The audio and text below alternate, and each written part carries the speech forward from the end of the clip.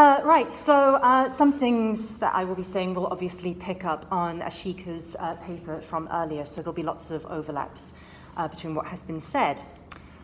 So, in one of the closing scenes of Avengers Endgame, as probably most of you will remember, a now aged Steve Rogers passes his shield to Sam Wilson, the African-American superhero known as the Falcon.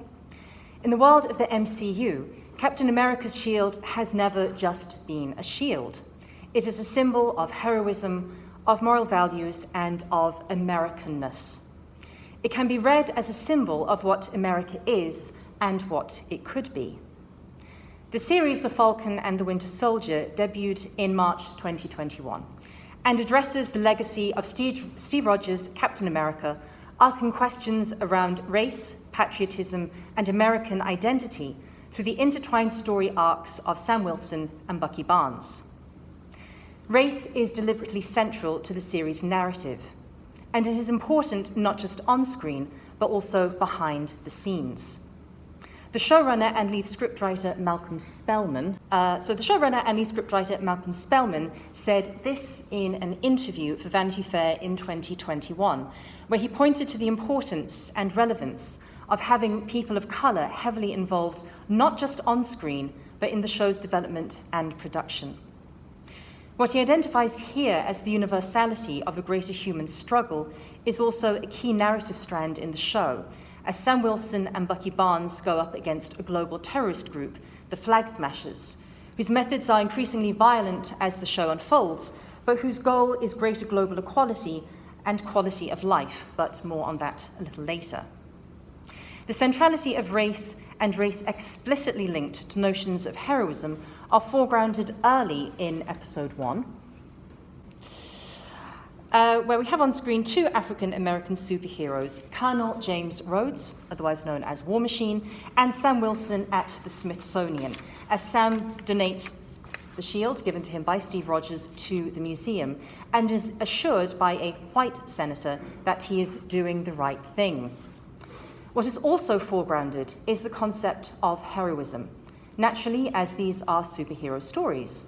But in The Falcon and the Winter Soldier, heroism is linked explicitly to questions of race.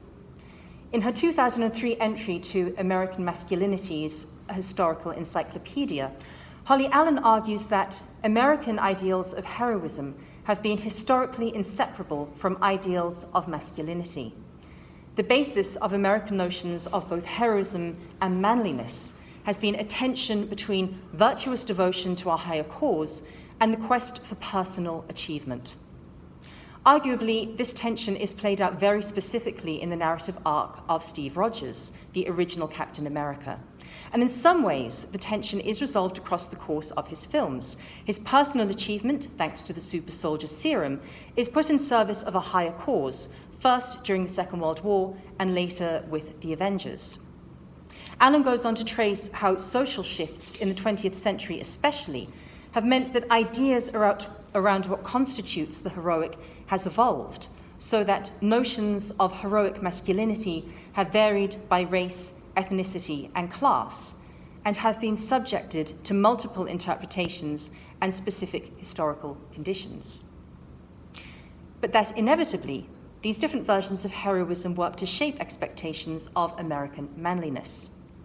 So there is the ongoing entanglement of ideas around masculinity and race, with an evident hierarchy that still privileges white masculinity as the default ideal. We can see this played out very clearly in the series. Once Sam gives up the shield and therefore the mantle and title of Captain America, with the assurance, as stated, that he is doing the right thing, the agenda of the US government becomes apparent. The shield does not remain on display in the Smithsonian, but is immediately removed, and the self-same senator holds a press conference to announce the new Captain America, the blonde, blue-eyed, and crucially, unequivocally white John Walker. And there he is. It's the wink. There it is. It's a face you would never get tired of punching. Poor Wyatt Russell. This also leads into interrogating the notion of not just heroism, but patriotism. Thomas Winter in 2003 traces the development of patriotism and illustrates how by the early 20th century, social constructions of the idea of Americanness meant that definitions of both manliness and patriotism became linked specifically to notions of race. The second episode of the series opens with a celebration of John Walker as the new Captain America, a rally held on the football pitch of his old high school and televised live on Good Morning America. The sequence includes a marching band rendition of the song The Star-Spangled Man with a Plan, which was featured in Captain America: The First Avenger during Steve Rogers' stint touring with the USO, the United Service Organizations, during the Second World War. Apart from the music, there are also visible similarities between the two sequences, with the recognizable symbols of American patriotism clear in the use of the flag and the red, white, and blue color scheme. But there are key differences. Steve's tour is during wartime and was part of an established network of shows that, yes, promoted propaganda, but were also promoting war bonds and national solidarity at a time of war. The celebration of John Walker is purely linked into his new identity as Captain America, and with the dances, fireworks, and merchandising, the event, to an outsider like me at least, is more reminiscent of Make America Great Again rallies, with a similarly excessive performative display of patriotic fervor. The audience here is more diverse than during the 1940s version, but it is still centered on a white, blonde, blue-eyed embodiment of American patriotic masculinity that reinforces a message of Americanness as equating with whiteness. As Thomas Winter again points out, numerous monuments to ideas of American patriotism, such as Mount Rushmore,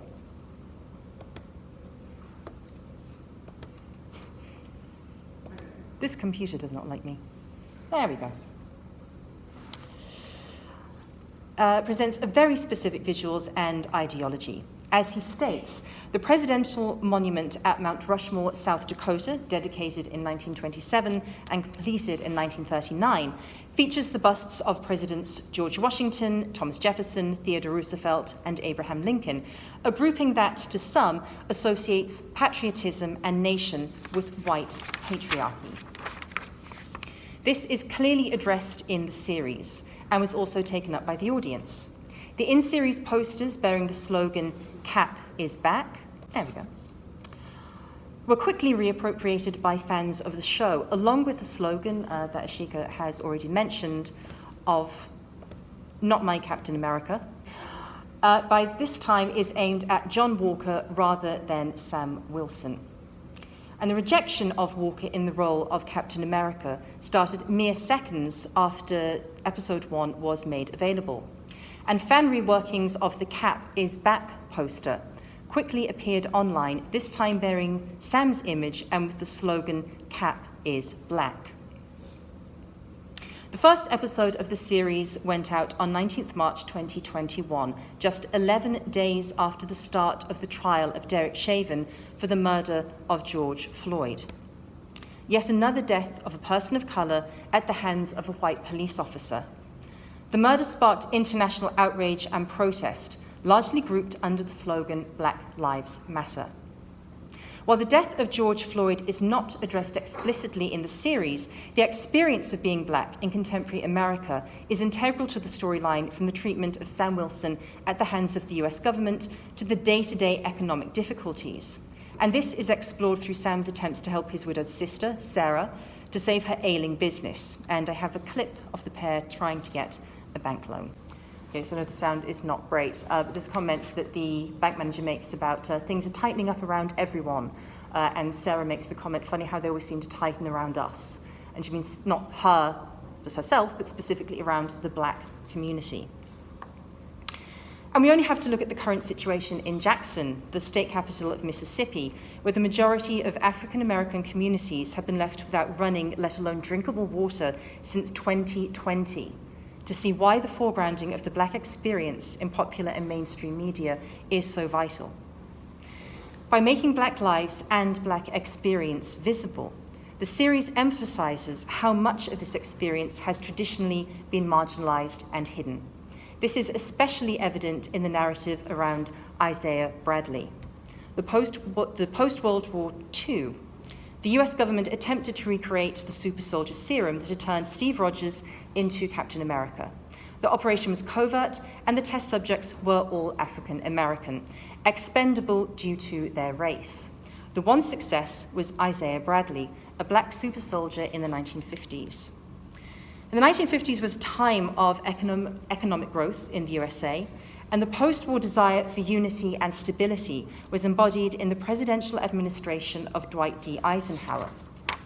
Much of the popular mythology around America in the 1950s, and one that was resurrected by the Reagan administration in the 1980s, is that it was an era of increasing equality. And even the French writer and theorist Simone de Beauvoir wrote in 1952 that class barriers disappear or become porous. The factory worker is an economic aristocrat in comparison with the middle-class clerk. Even segregation is diminishing. Consumption replaces acquisition as an incentive. America, as a country of vast inequalities and dramatic contrasts, is ceasing to exist.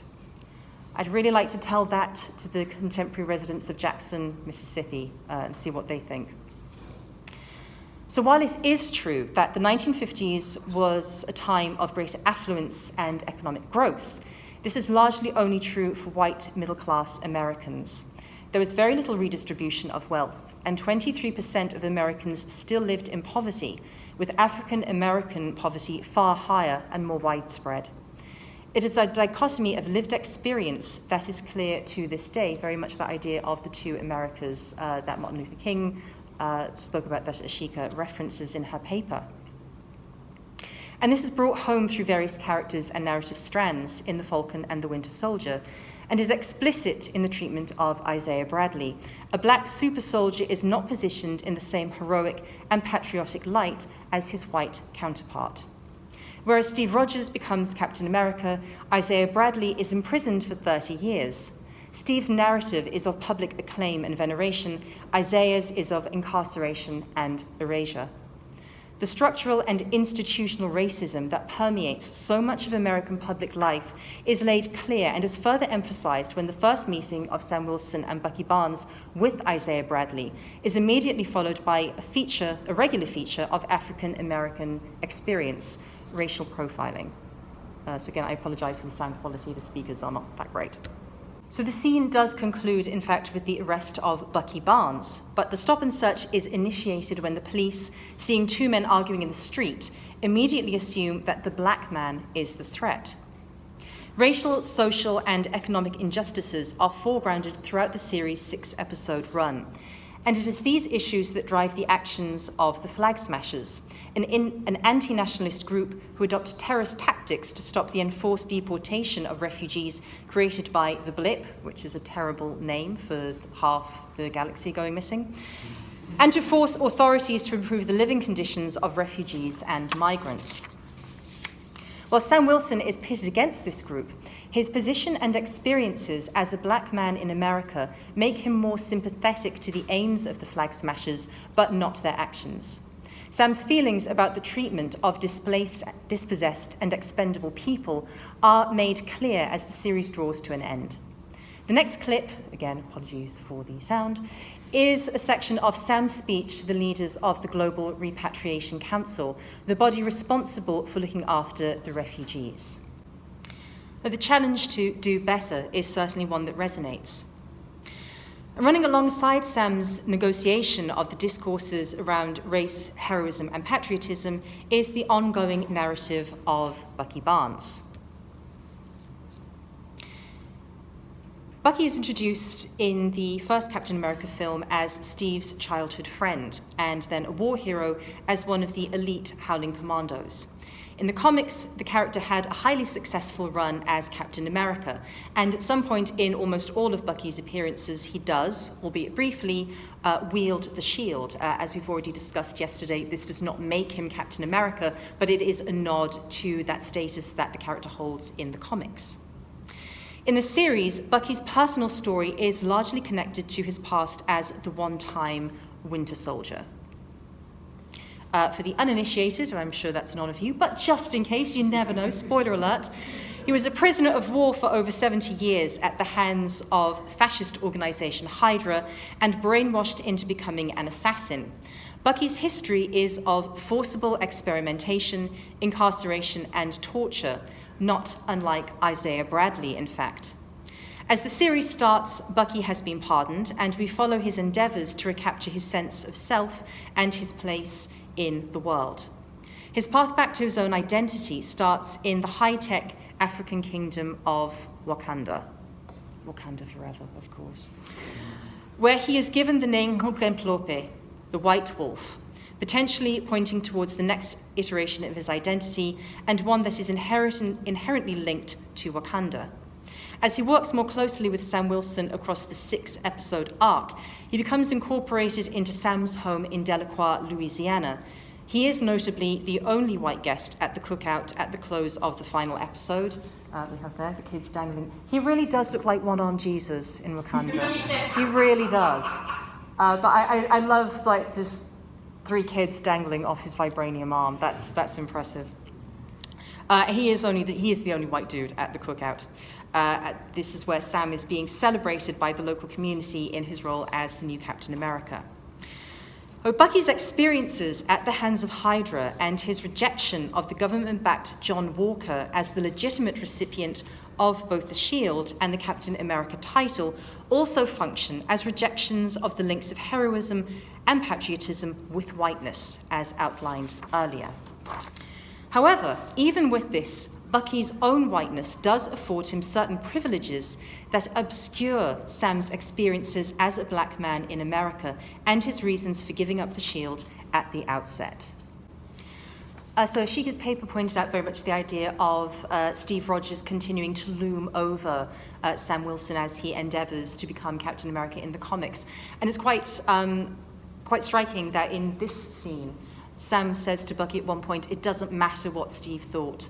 And he's talking about both himself and Bucky, but I think it's an incredibly important statement that comes out of the series that's radically different from what we see in the comics. So it's a statement that is accepting that Steve was the original Captain America and moving on from that. Sam is going to be Captain America in his own right and doing what he believes is the right way to move forward.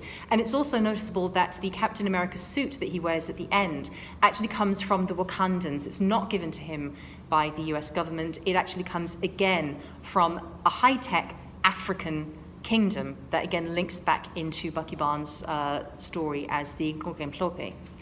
I grew up in South Africa. I just like saying coarser words again. You'll have to excuse me. The ending of the final episode leaves our 2 heroes in much better places emotionally and mentally than at the start, and many of the narrative threads are brought, for me at least, to satisfactory conclusions. But despite the celebrations at the end, the series does not offer catch-all easy answers. The world is still a mess. Racism and inequality are still endemic. But, as Sam says, we can do better.